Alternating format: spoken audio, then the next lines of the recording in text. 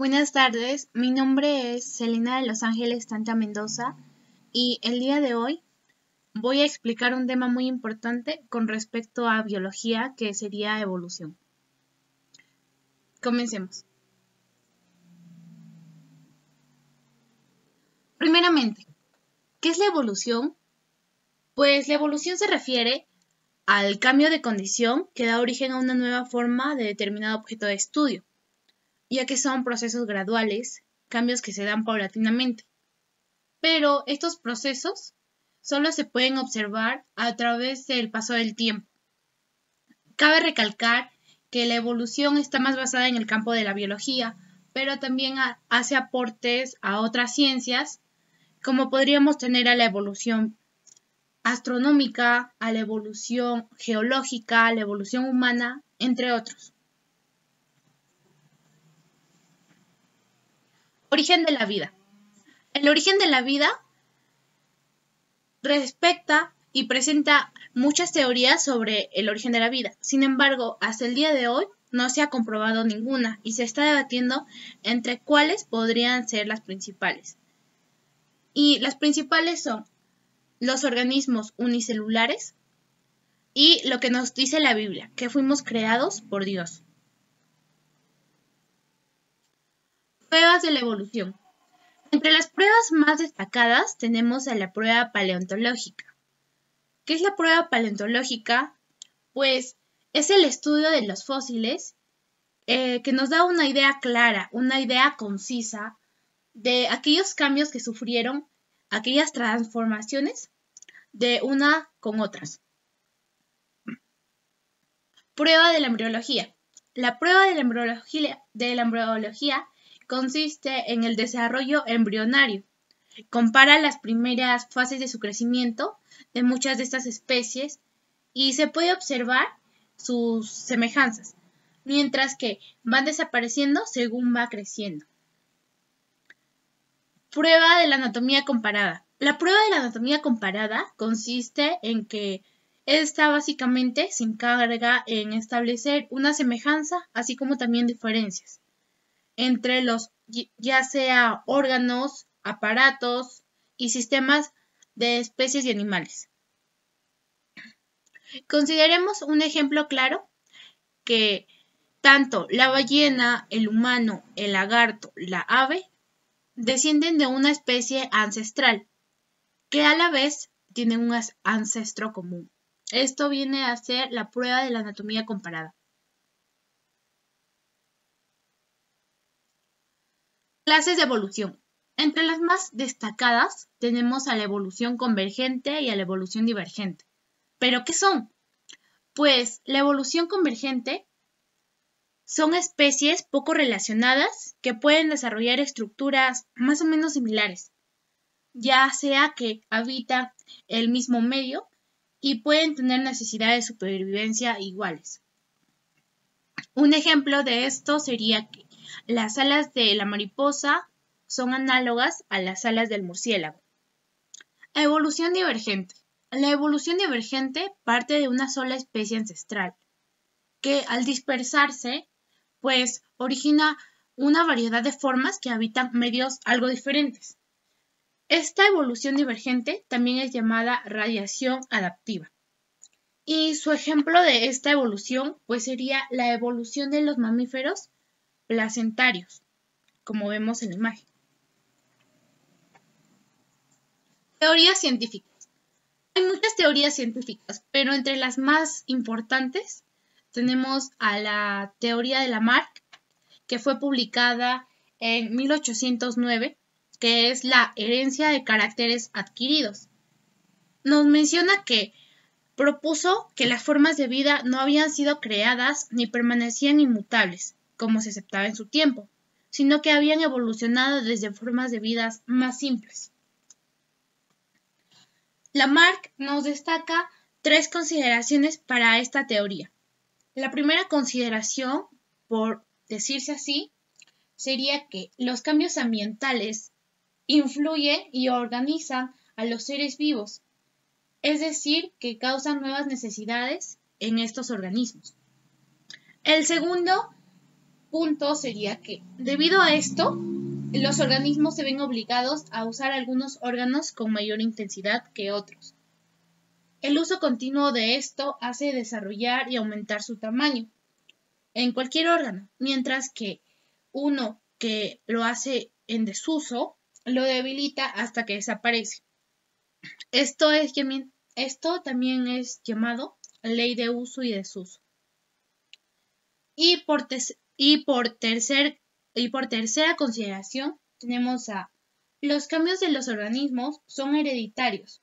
¿Qué significa esto? Pues que se transmiten de generación en generación durante su reproducción, a lo que llamó herencia de caracteres adquiridos. Veamos la imagen. La imagen nos dice que el ancestro de cuello corto, que vendría a ser la jirafa, pues mantiene su cuello estirado con frecuencia para alcanzar las ramas altas hacia su alimento. El cuello se hace más largo debido al uso prolongado y generaciones después, las jirafas ya son de cuello largo.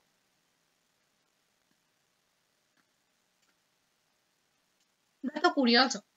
En el año 1809, que fue publicada esta teoría de Lamarck, nació Charles Darwin.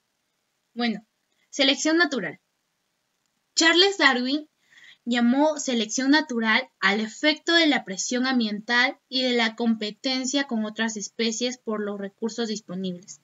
Este fenómeno era la fuerza que desencadena el cambio evolutivo y que por lo tanto da origen a las distintas especies de seres vivientes. Pero hay que recalcar algo. Charles Darwin no fue el autor de esta teoría, ya que ésta existía previamente, pero sin embargo fue el que realizó más aportes a esta y se produjo una formulación a esta teoría evolutiva contemporánea, la selección natural.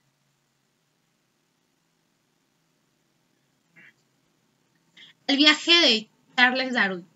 Charles Darwin, cuando tenía 22 años, se embarcó en un barco llamado Beagle, que compartía un largo viaje de exploración por las Islas Galápagos, Tahití, Nueva Zelanda, Isla Mauricio y la costa del sur.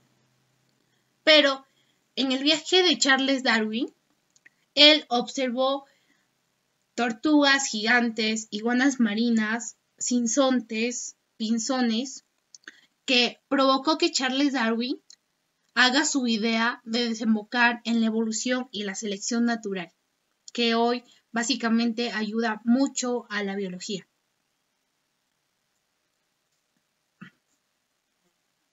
Mecanismos de la evolución. Entre los mecanismos más importantes tenemos a la selección natural. La selección natural es el fenómeno de la evolución que se define como una reproducción diferencial de los genotipos de una población biológica y dificultan o facilitan la adaptación de un ecosistema.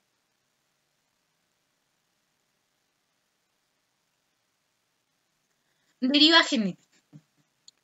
La deriva genética es un cambio en la frecuencia de los alelos entre una generación y la que sigue, y tiene un lugar porque los alelos de la descendencia son una muestra aleatoria de los padres. En la imagen, veamos, tenemos el ejemplo del cuello de botella. Pues al principio, la población inicial estaba toda en conjunto, mientras que los sobrevivientes pues seguían adaptándose. Eso hacía la reducción de la población y aquellos individuos que sobrevivían pues hacían una población siguiente. Migración. La migración es cuando una especie va a otro lugar, ya sea a un continente, un país, una ciudad, en busca de mejores recursos, de mejores condiciones de vida para vivir.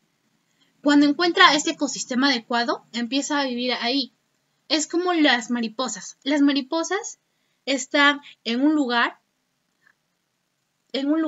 que pueda garantizarles la mayor parte de su vida.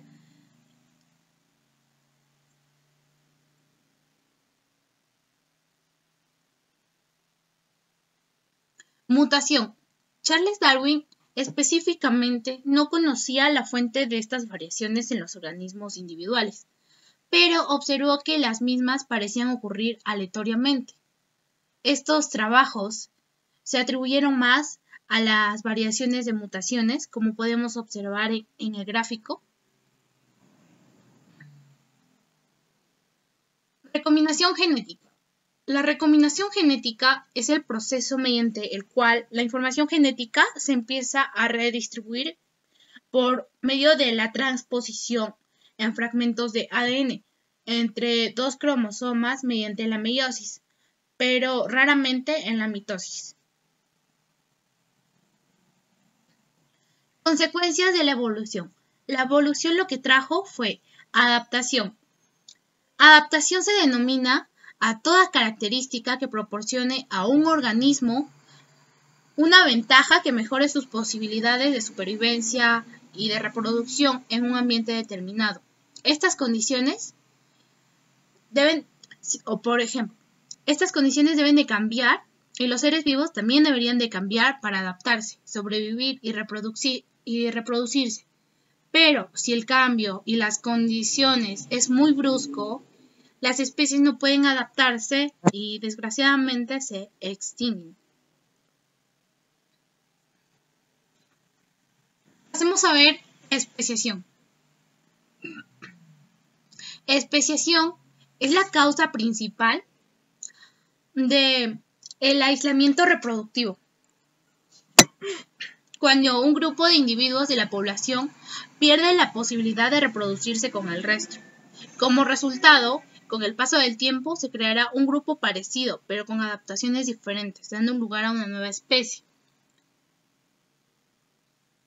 Veamos la imagen.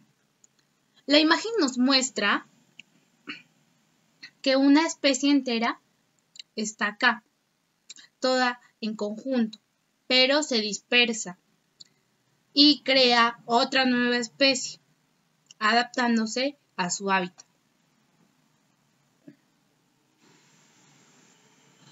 Coevolución.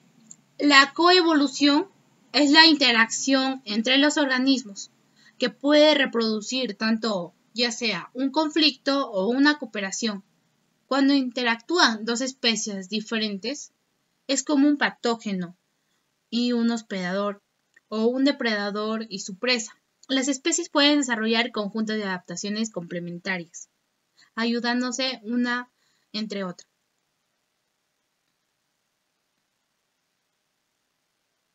Extinción. Esta es la causa más principal que nos muestra que desaparece una especie entera. Y esto no es un acontecimiento inusual, ya que aparecen a menudo especies por especiación y desaparecen por extinción. Tenemos ejemplos como el oso polar. El oso polar empieza a extinguirse, ¿por qué? Pues por su hábitat y por la contaminación del medio ambiente, ya que si contaminamos, la capa de ozono se destruye. Por ende, los rayos solares, en vez de llegar un 1%, empezarán a llegar más. Y es así como su hábitat del oso polar empieza a destruirse poco a poco. O también puede ser porque los cazan. Y también tenemos el ejemplo del ajolote. Este especie exótico y muy hermoso está amenazado por la presencia de la urbanización, la contaminación del agua y algunas especies invasoras que habitan el lugar en donde viven. Gracias, hasta aquí ha sido todo.